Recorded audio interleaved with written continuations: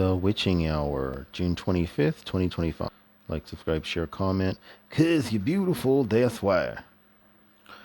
So, y'all, I have been sleeping during the witching hour, 12 midnight to 3 a.m. So I haven't been praying in the witching hour the last few days. Once my sleep, which is pretty unpredictable, rolls back around to being awake at that time, I will then begin to pray out the witching hour. I did try to pray out the witching hour tonight. I started just a little bit before 12 midnight because that's how I like to do it. I like to start before the witching hour starts and end after the witching hour ends. But I was too tired. So 20 minutes in, I realized I'm going to fall asleep. So I just went ahead and went to sleep. My prayers today were 3 hours and 6 minutes. It's 9:13 now. So that's when I finished my prayers. I did take a break in between. I prayed like 2 hours and 20 minutes. That was my long prayer. And then had some coffee and played some old fart match 3 video games. And then after that,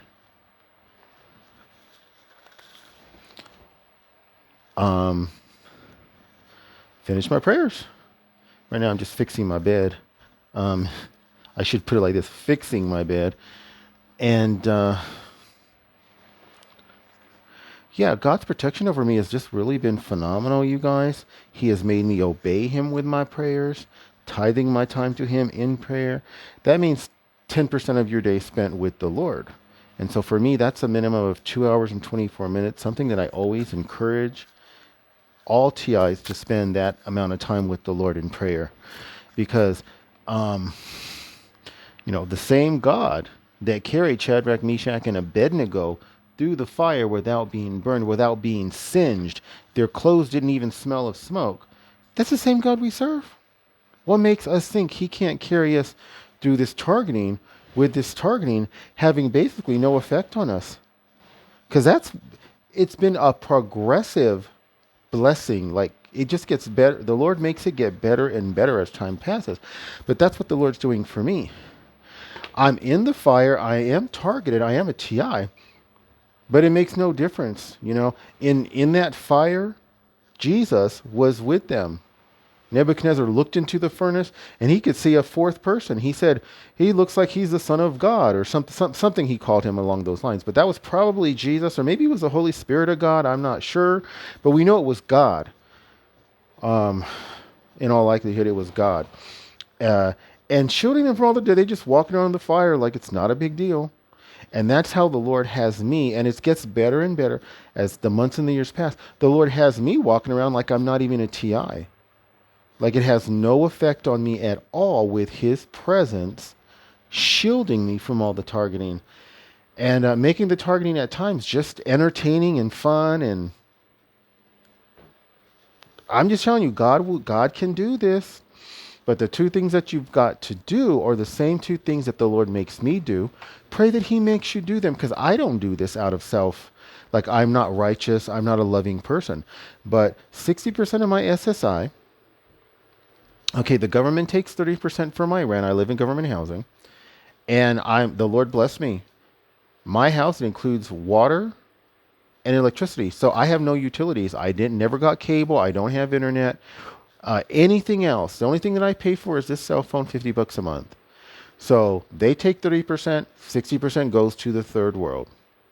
You look behind me, you see who I sponsor. There's 12 photos there, portraits of young ladies who I sponsor through World Vision. So every month, one of their sponsorships is due. And so I pay it up 12 months. That's $39. They basically, the sponsored child and their family is basically just going to get beans and rice. But that'll at least keep them alive. And then on top of that, I send the family $200 directly to the parents. The parents get to spend that however they choose. And so they may choose to buy different kinds of beans. They may choose to buy a mating pair of goats, or a goat that's nursing a young. That'll give them potentially access to butter, milk, cheese. They could potentially start a flock. And for some of those pictures that you guys see, I've given them either 2 years in a row, or for 2 of them, 3 years in a row this. So potentially they could start a flock of goats, which could potentially lead to wealth. Potentially. but at least they're going to have more access to food than just beans and rice, which I would not want to live off of beans and rice. And so I will tell you that a lot of times when, if they choose to not buy animals and they choose to buy food, they'll buy multiple kinds of beans and rice and maybe some palm oil or something to prepare to add to it, and perhaps salt and some seasonings. But I remember there was a time when I was poor. I was never so poor that I couldn't afford to eat meat, but maybe not as much as I would have liked to. And I remember I had done the same thing. I bought multiple different kinds of beans. I was like, wow, interesting. So God makes me do this. God makes me give sacrificially. God makes me save people's lives. Who am I to think, well, God is all powerful, He should be working miracles for me? And when I'm spending my money on junk, which I could do, right? That's $668 that goes to a new family whose sponsorship is due every month. I could be spending that $668 on myself, buying stuff clearly I don't need because I've been paying this for years. And the Lord meets all of my needs. But to have fun or whatever, to pay for a subscription membership, cable, vacations, going on a cruise, whatever, why would God help me when I know there are people struggling to get enough food and I'm choosing to spend my money on myself when I can help save other human lives? That's an abomination. Ezekiel 16:48-49 says, this was the guilt of your sister Sodom. She had pride, excess of food, prosperous ease, and she did not aid the poor and the needy. She did not aid the poor and the needy. Not helping the poor and the needy, like the young ladies you see on my wall along with their families, is an abomination. It is one of the abominations that led to the destruction of Sodom and Gomorrah. So,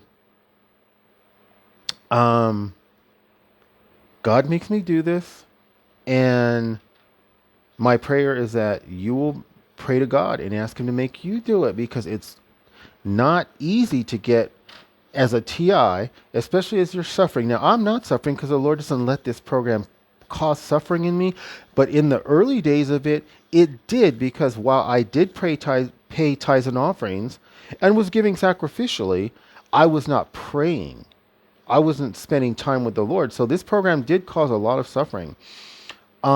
To get your eyes off yourself in the midst of that suffering and say, you know what, there's there's children struggling just to get enough calories to survive.